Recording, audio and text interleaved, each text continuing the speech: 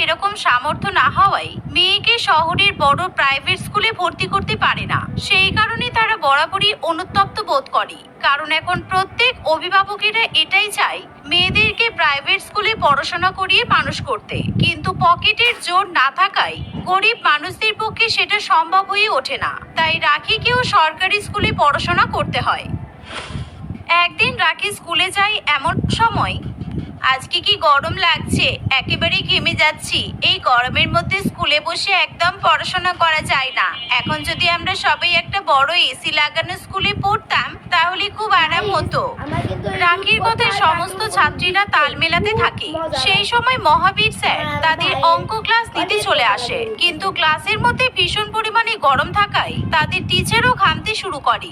ছাত্রছাত্রী এবং শিক্ষক সকলেই একেবারে ঘেমে স্নান করে যায়। সেই সময় ঘামতে ঘামতে মহাবীর স্যার সবাইকে অঙ্ক